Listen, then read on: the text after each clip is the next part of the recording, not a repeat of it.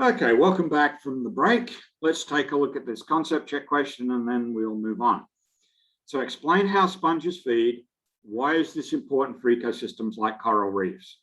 So sponges, you hopefully recall, are filter feeders. So they draw water in through the porocytes. Those are the cells that provide the water channels from the outside of the sponge into the spongiocele. The water current is generated by the action of the flagella of the choanocytes, the actual feeding cells. So by rotating their flagella, they set up the water current that draws water through the porocytes. Food particles in the water current are captured in the mucus net that connects the tentacle structure of the collar of the choanocyte together. Those food particles then phagocytosed by the cell body of the choanocyte. Those food particles or food vacuoles can then either be processed in the choanocyte or transferred to the amoebocyte, the mobile cells in the body of the sponge, to be transported to the other cells that make up the sponge body. So that's how the sponges feed. Why is this so important to coral reefs and other ecosystems? Because most ecosystems where photosynthesis is at the heart of the ecosystem, which is the vast majority of them, require clear water for photosynthesis to occur. You may ask, why coral reefs? Because as I pointed out, and as you'll see when we talk about the cnidarians, which are coming up, coral polyps have symbiotic photosynthetic protists, typically dinoflagellates, in the polyp, and they get the benefit of photosynthesis, which means that they need clear water for their dinoflagellate symbionts to carry out photosynthesis. So the action of the sponges in maintaining the water quality at a high level by filtering out all the flocculent material, that's the material floating in the water, is really important. So let's move on. So the rest of the animal kingdom belongs to a clade called eumetazoa, and you may remember that the prefix eu means true. So metazoa is a reference to animals and to tissues, and so eumetazoa means true animals with true tissues. And so we expect to see from this point onwards the presence of tissues. So the first phylum that sits most basal to the eumetazoa are the cnidarians. The ctenophorans, the other radially symmetrical phyla, is actually considered to be a little bit more closely related to the bilateria than the cnidarians, although people have gone backwards and forwards on that. But right now, the cnidarians are considered to be most basal, and the ctenophorans a little bit more closely related to the bilateria. But the cnidarians are the ones that we're going to talk about, largely because they're the ones that you're more familiar with. The ctenophorans tend to be deep water animals. Just as an aside, the very longest animal on the planet is actually a member of a class within the ctenophorans. And now I'm struggling to remember the name. I should remember the name. But these are animals that can be upwards of 120 to 130 or more feet in length. They are longer than blue whales, which are the largest marine mammals and the largest living animals on the planet in terms of length. And they are even longer than the largest of the large herbivorous dinosaurs, the largest one just being confirmed within the last week or so, as being around 134 feet in length from tip of nose to tip of tail on average. These are much longer than that. These can be upwards of 150 feet. They are called saps with a P in front. The P is silent. So those belong to the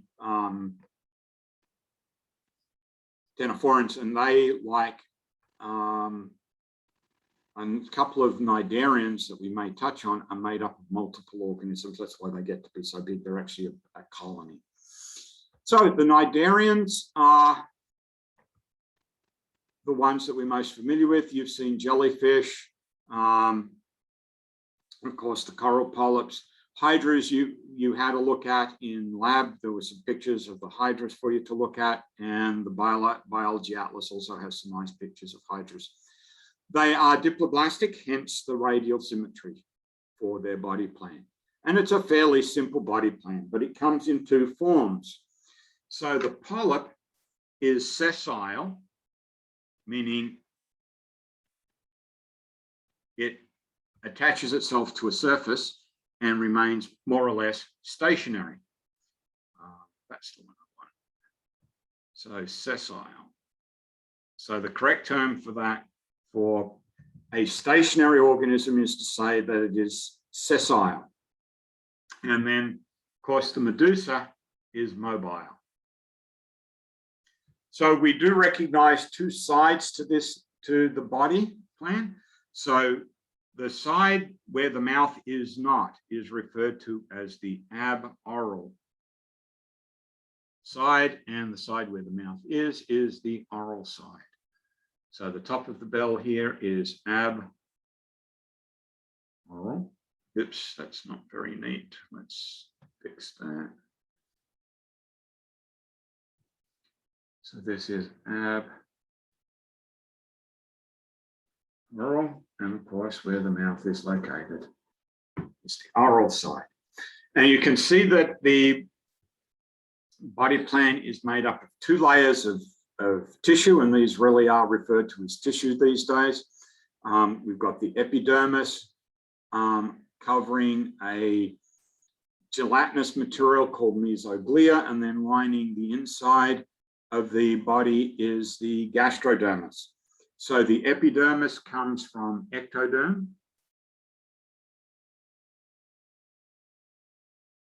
and the gastrodermis comes from endoderm.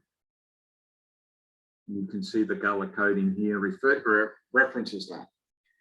Then, instead of having a true gut, which is defined as a cylinder having a mouth at one end and an anus at the other end, in other words, a cylinder with two openings, it has a single sac with a single opening that functions as both a mouth and an anus, and refer to that as a gastrovascular cavity. Surrounding the mouth, both in the polyp form and in the medusal form, are tentacles, and the tentacles contain a group of cells called cnidocytes, which gives the phylum its name.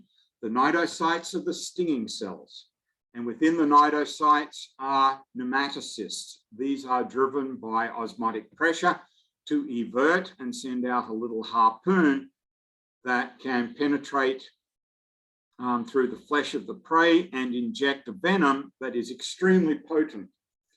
And given that the vast majority of cnidarians prey on animals that are much larger, jellyfish typically prey on fish, which are much more muscular, much more agile.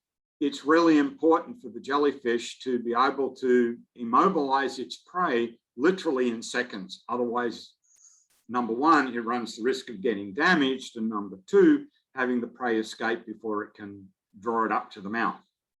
So these organisms have very, very potent poisons, and in many cases, they are many tens to thousands of times more potent than the venoms of things like snakes and spiders and the like. And that's because the fragile nature of the cnidarians means that they need to be able to immobilize their prey instantaneously. And so they need very, very potent poisons to do that. So here you can see a diagram outlining the structure of the cnidocyte with the nematocyst inside. When the trigger is activated, it causes osmoticum to flood the chamber of the nematocyst. That draws water in, which pressurizes the chamber and forces the harpoon out. It everts, and it then gets driven through the body of the prey, and at the same time, that pressure also forces the poison from the nidosite into the thread to inject it into the prey. And these firings are incredibly fast. Again, if you take a look at the video from The Shape of Life, they actually try and slow it down using a high-speed camera so that you can actually see them firing. But even then, you have to look really carefully, because if you blink, you're going to miss it, even with a high-speed camera.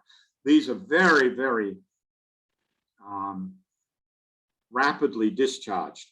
And what is a little bit more disconcerting for us as humans is if you see a jellyfish on the beach has been washed up, you need to give it a large space. Walk well away from it. Don't walk up close to it, because the tentacles are, number one, are very thin. You can't see them against the sand. Number two, they stretch out in all directions, and they can stretch out over a long distance. There are tentacles on some jellyfish that are measured in tens of feet in length or longer. And what is most dangerous is that those nidosites are still active. As long as they're hydrated, they are still active. And if you happen to step on the invisible tentacle, those nematocysts are going to fire off and discharge, and you're going to get a footful of these threads with the envenomation taking place as well. And it's going to be incredibly painful. And in the case of some of the jellyfish, fortunately, not too many of them here in Florida, although there is some evidence to suggest that that may be changing, they are not generally considered to be lethal to humans, but they can be extremely painful. There are ways of negating the venom. Old wives' tales say peeing on them, using vinegar and things like that may work. Most of those are not correct. There are a couple of treatments that are supposed to be valid and are recognized to be valid. I think vinegar is one of them, but peeing most definitely is not.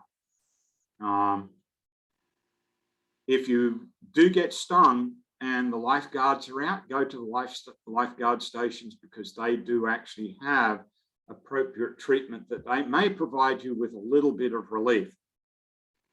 But just remember, you may just have to tough it out until the pain goes away. And that may be for a while,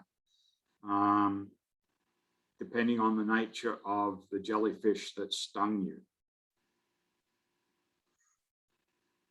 So the other thing that we also identify with cnidarians as animals is the appearance for the first time of nerve tissue and muscle tissue. So remember from chapter 32 that we recognize nerve tissue and muscle tissue as being unique to animals. We don't find it in sponges, but we do find it here in cnidarians and all other animals. So here we find the first appearance of those defining tissues, the nervous tissue and muscle tissue. So rather than having a brain, cnidarians have a neural net that serves to coordinate the activity of the muscles that called the bell to contract rhythmically, or allow the sea anemones, for instance, to move backwards and forwards against the water currents, or in the case of a couple of anemones, to disengage from the rock and quote unquote swim by wriggling in the water column from one location to another. In some cases to escape from predators, in other cases to move to a new location because it might be better over there than it was where they were.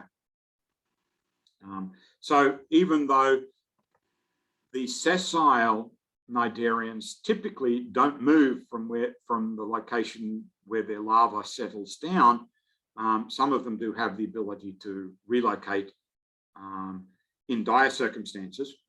Predation is a dire circumstance, or if they want to move to a new location because it appears to be a better place to live, sort of thing. So when we look at the nature of Cnidaria as we understand them today. There are two major clades.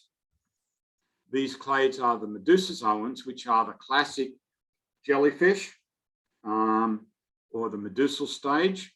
Some of these do alternate with the polyp stage, but the vast majority of them spend most of their life as in the medusal form, and in some cases are strictly in their medusal form. And then you have the anthozoans, which are the ones that are dominated by the polyp stage, and in the case of sea anemones and coral polyps, they are almost exclusively in the polyp form in their life cycle. So the medusozoans are made up of three major groups of cnidarians. The hydrozoans, these are the ones that alternate between the medusal form and the polyp form. Ironically, hydra itself doesn't have a medusal form. It is strictly a polyp, and it reproduces by budding. And you should have seen a picture of a budding hydra as part of the first invertebrate lab.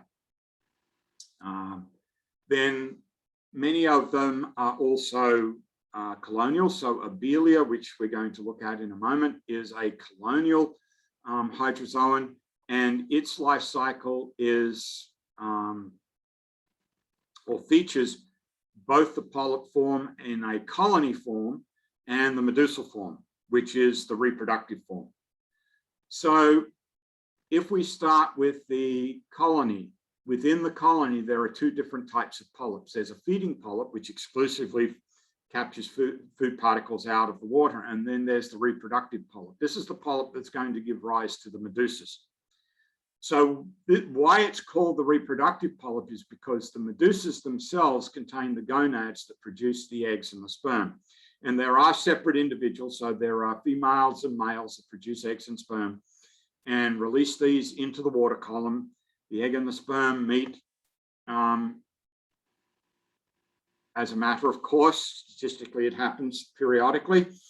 That gives rise to the zygote. The zygote then develops into the larval stage. You notice it's going through the developmental stages of all animals. So it's fertilization, cleavage, morula, blastula, gastrulation with two germ layers. It's diploblastic, remember, forming the larval stage. That larval stage then settles on the substratum. The first polyp appears, and then new polyps start to grow out of it, reforming the colony again, and the cycle continues. The cyphozoans are the true jellies. These have either a very, very reduced polyp form in the case of those jellies that live close to the coast along the continental shelf, or no polyp form, just go Medusa to Medusa, if they are true ocean-going jellyfish. Then you have the cubozoans. As the name suggests, these are cuboidal in shape in the Medusa form, and these are the box jellies. And these are the most dangerous of the lot because they have very, very potent venoms. The sea wasp, which exists off the northern coast of Australia, has a venom that can literally kill humans in minutes, 10 to 15 minutes if you get sufficient envenomation, is sufficient to kill you. And at the moment, to the best of my knowledge, there's no known antidote to the venom. So if you get stung and you get stung sufficiently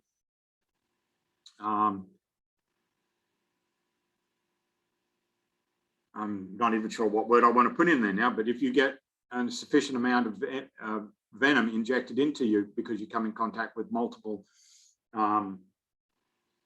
tentacles, then chances are really good that you're going to die. Then there's a tiny little character called Irukandji that is named for the native, Aboriginal people that live along the northeastern coast of Queensland. I was trying to think what term people are starting to use the term First Nations for the Aboriginal people in Australia now. But I think the Aboriginal people are still comfortable with the term, with that usage. But they talk about Irukandji syndrome, which appeared at a certain point in time every year. It was usually early to midsummer, and no one could explain why it happened, but it happened over and over and over again. Eventually, in the 1950s, a doctor reached the conclusion that this might be the product of a as yet unidentified cnidarian. And in the 1960s, a researcher actually captured the first examples of Irukandji. It was finally identified. And the reason why it was so difficult to find is because the whole bell can be the size of your little fingernail, 1 cubic centimeter in volume, and essentially invisible. But the venom from these guys is 100 times more potent than that of a cobra.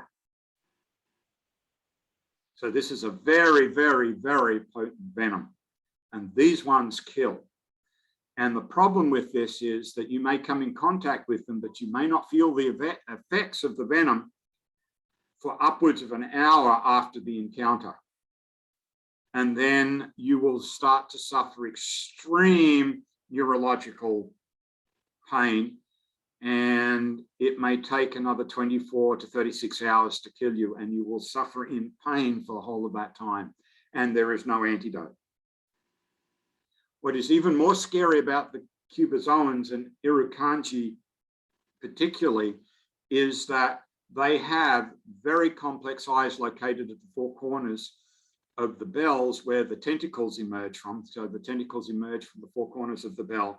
They have eyes there that allow them to see their prey. And Irukandji is known to actively chase its prey.